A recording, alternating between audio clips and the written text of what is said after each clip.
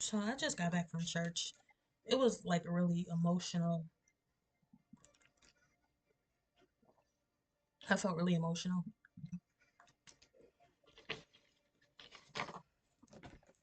I felt good about going, but at the same time, it's like when I got there, I'm just like, no, I shouldn't have came today because it's just like sometimes when you go through so much hard shit, especially throughout the week, you go through so much throughout the week and you know, you don't really feel it until you return back to the world and how it was done. And it's just like, dang, I don't want to bring this energy to church. Like, I didn't even know I felt this way when I came here, and all of a sudden I feel this way. I want to go home now, because I feel like the way I felt is just like taking it out on everybody.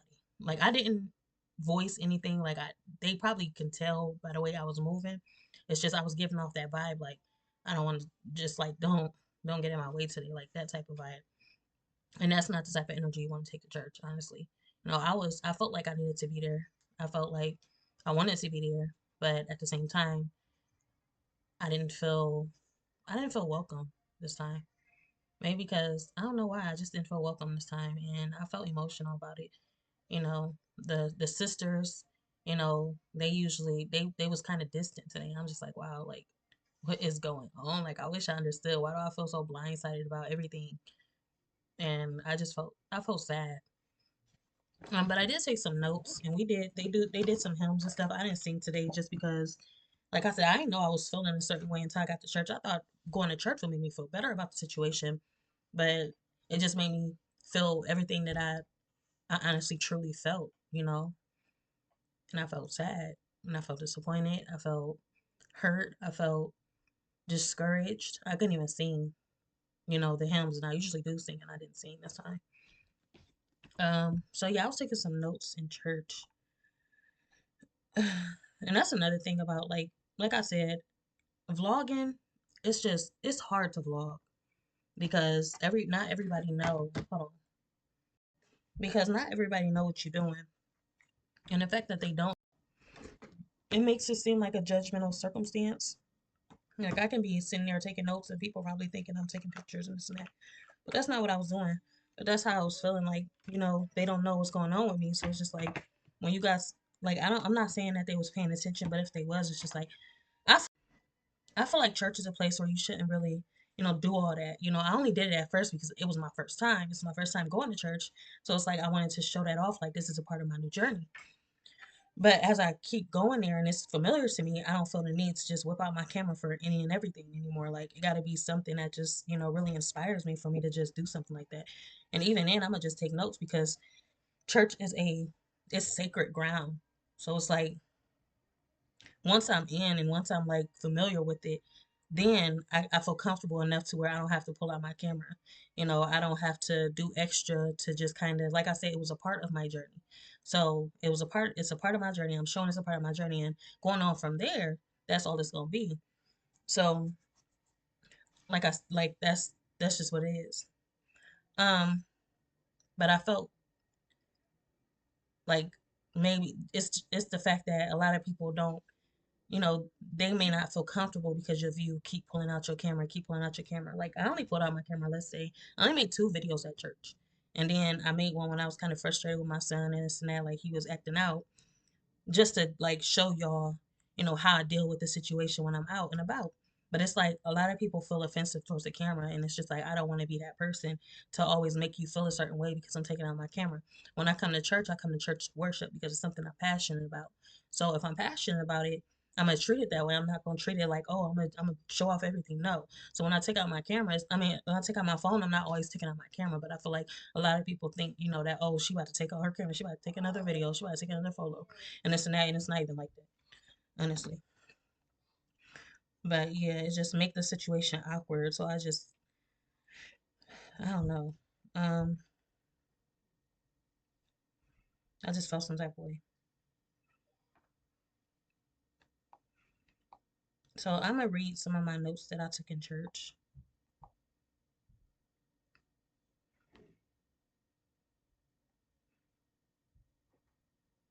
So it's like at church right now, I'm seeing someone walk past with a That's kind of personal. I'm not gonna waste that one. Um,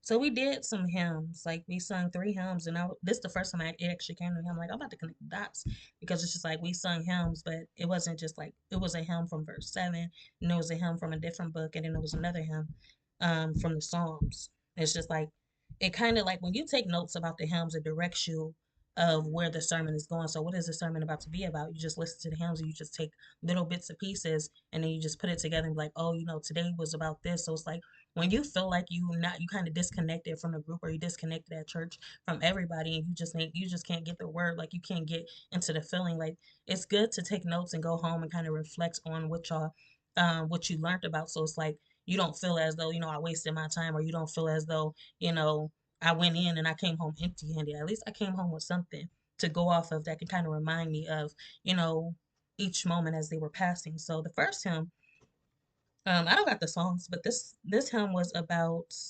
It's called "I'll Go Where You Want Me to Go." So I looked at that hymn and I kind of went to it. I've noticed that it was a verse in the chapter at the bottom, so I'm like, okay, so I can just go reflect on this hymn back home. I do have the hymns though, so I'm gonna go to the chapter first, and then I'll go to the hymn.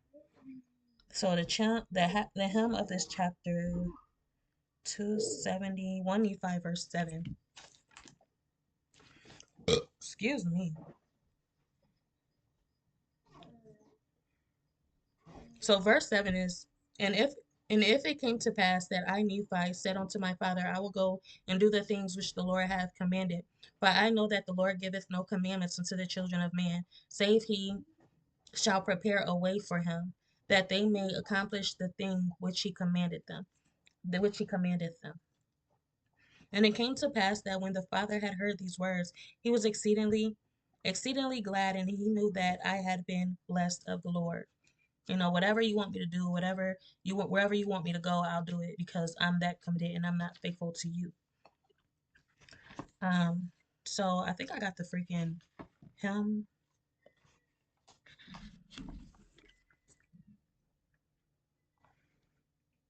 And then you kind of reflect on, like, was that the vibe today? Even though I wasn't receiving it, was that the vibe today? Like you can use it to your advantage. So we'll go to the hymn. Just a minute. This is the hymn. I'll go where you want me to go, and it goes like this. It may not be on the map.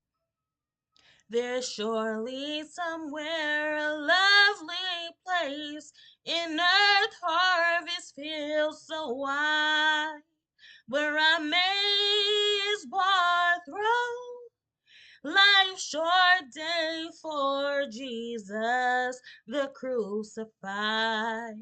So trusting my all to thy tender care, in knowing thou lovest me, I'll do thy will with a heart sincere. I'll be what you want me to be. I'll go where you want me to go, dear Lord, over mountain or plain or sea. I'll say what you want me to say. Dear Lord, I'll be what you want me to be. I'll be what you want me to be. I'll be what you want me to be. I'll go where you want me to go. I'll see what you want me to see. So that's one of the hymns, and just that hymn alone speak volume. That's the message of the day. And that's the message that I received just from that piece. And that's the thing about taking notes at church. Like you can always come home, reflect on it. And if you can't get your word across in that moment, at least you got something to take from it to where you can go reflect on however you felt and just apply it and project it onto that hymn. And then that can be that prayer, your message to God is sometimes it's like you sing this hymn but it's more so about what comes from you, what comes out of you, so that God can kindly feel, so that God can feel you. So if God can feel you, then God can know what's going on with you, and God can answer you. Um, so going off of that hymn, that's basically what this chapter is about. So that's why I kind of looked up that verse, and I'm like, hold up. So if this is a song, it's a song that go with the chapter, and that kind of caught me off guard. Like I was like, whoa, like what? Hold up. You can never like I never thought like a chapter can go with a hymn. So when I seen it, I'm like, I gotta look into this. Like I gotta know more about that. If I can find the hymn again. So basically, the chapter was. So this chapter is. I'm just read the footnote of the chapter. So the chapter is Lehi's son returned to Jerusalem to obtain the plates of brass. Laban refuses to give the plates up. Nephi exhorts and encourages his brethren. Laban steals the property and attempts to slay them. Laman and Lemuel smite Nephi's sons and are reproved an angel. So it's like maybe, he was kind of discouraged because he was going through a lot, and God wanted you to do something. Like God wanted you to deliver these plates. And the fact that you was going through still the people being stoned. God is kind of like my situation. It's like you trying to go out and you trying to complete a certain task, but it's like in the midst of your task, you getting your stuff getting stolen, everything getting taken, everything is just all out of place. And it's just like, dang, you become angry, you become aggravated, you become you become frustrated, and it just starts to just take a toll on your mind and take a toll on your heart. You're like, dang, they stole this, they stole that. But whatever I go through, I am going to complete this task because God wants me to. So whatever is taken, let it be taken. But as long as I get this done, you know, that's all that matters. So yeah, that's one of the hymns. And that's kind of what I got out of it. But let's see if I what other notes I did take. There's a couple other hymns, but I'm gonna just let that hymn speak for me for right now. Um, so then I was talking about. Oh, and then I was getting aggravated because this person was sitting in front of me. I'm like, oh my gosh. Like, he was sitting off to the side at first. Like, his hair is all in my face. I hate when somebody's hair is just all in my face. It's like, your hair is just like wild to the point where it feel like his hair is just like rubbing in my face. Like, I'm like, oh my gosh. So he's sitting in front of me. And, like, I get up. Like, he was sitting off the side, but I get up and I sit back down. He's directly in front of me. I'm like, dang, now I can't see. And I started getting frustrated at that. I'm like, man. So I just try to draw my attention elsewhere. I'm trying to listen, but it's hard for me to listen because when I listen, I gotta actually focus in on what's going on. And the fact that he was sitting in front of me, so I was like, you know what? Next time I come to church, I'm sitting in the front. I am sitting in the front where can't nobody sit in front of me because that's just how I am. I like to be. I'm I like to be engaged.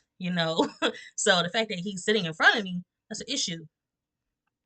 So yeah, and then he went up there and he started speaking and he was talking about he was like, so next, oh, that was me. So then he was like, now I see or understand why people, oh, and then he kept bringing up waiting room, like waiting room, waiting room, waiting room. And I'm like, what are you trying to get at? Do you want me to go sit down in the waiting room? Like, that's kind of what's going on with me. I'm like, what is going on? So he kept saying waiting room, like he kept throwing out that, that word, like waiting. He kept saying waiting room, just like, what? So then I was like, this speaker. Then I was like, now I understand why people sit in the waiting room. Because if I was in a waiting room right now, I would not be aggravated by your hair in my face. My attention wouldn't be drawn like this that everywhere because it's just everything is getting to me right now. Maybe that was the message. Like when everything is getting to you, it's best for you to just separate yourself from the situation. So he was a speaker, and he was like, I was like, this speaker specifically spoke about the waiting room. What message would you get from this? Patience is key. The fact that he brought up the painting, so he brought up this painting about butterflies, and he was like, it was so wonderful. This moment was when he glanced at a man who was observing these paintings at the chapel where he gave the tour of the baptism site. So at the baptism, so basically at the baptism, it's a temple. This temple is like they have like you get baptized, but then that baptism was for yourself. But so the next time, like this time around, I will be going to eventually I will be going to get baptized again. But me being baptized again, I will be going to. Did I lose my paper? So me being baptized again, I will be going baptized. I will be going to get baptized for somebody else, and I asked them about this. I'm like, because I do want to go get baptized for somebody else because I actually had a dream about one of my family members that I wanted to get baptized with, and this like he was like one of my family members that died a long time ago. whole time, and my camera wasn't even recording. I don't even know where I left off at. Dang it. So I don't know if I was reading, but I'm gonna just go ahead and speak on what I just said. Okay, so today we was having an event. We was having this event about, okay, so you can pull up this app. You can pull up this app it's like a genealogy app where you can trace back your ancestors. So in this app, you can find people that you were related to or you are related to, ancestors and stuff like that. And you will take this app, you will use this app and take down the name from the app to kind of just to get baptized for that person. Um, so yeah, I don't know where I left off when I stopped the camera. Dang it. So I don't know what I just explained, but um so like I said, today was they was giving that demonstration on how to use the app. And if you want to use it, you know, when we do go to the temple, because that's what she was asking me today, because she was telling me that we eventually it's coming up, the time is upcoming for us to go to the temple and give our little tour. So if while we're there, you can go ahead and use the app and find somebody from your ancestral tree that you want to get baptized, you can get baptized right then and there. Me not having transportation like that is a perfect opportunity for me to go get baptized for somebody with the transportation that they're providing from. You know, everybody just go to the temple. It's perfect, you know. So and then that's the thing. Like if I wanted to get baptized at the temple for somebody else, which is recommended, this is actually recommended because I did get baptized, so this is a part of my sacrament. So I'll have to go ahead and get baptized for another person at the temple. That's like the finishing sacrament, I think, when I go to the temple. So um I will go to the temple and then I just lost train of thought. Um, so you will go to the temple, you will get baptized for somebody from the family tree. Oh, and I was like, since I don't got transportation, it'd be great because if let's say I do want to go to the temple, but I so let's say I do want to go to the temple and get baptized on this specific day and date, but the person that I'm with can't go into the temple with me. So the fact that you're at the church already and you have members of the church with you on that day, you don't have to worry about this person dropping you off and picking you up during your baptism. That person be right there because they're allowed into the temple. Um, as a valued member of the Youngstown Ward, we invite you to actively commit the temple and family history goals for 2025.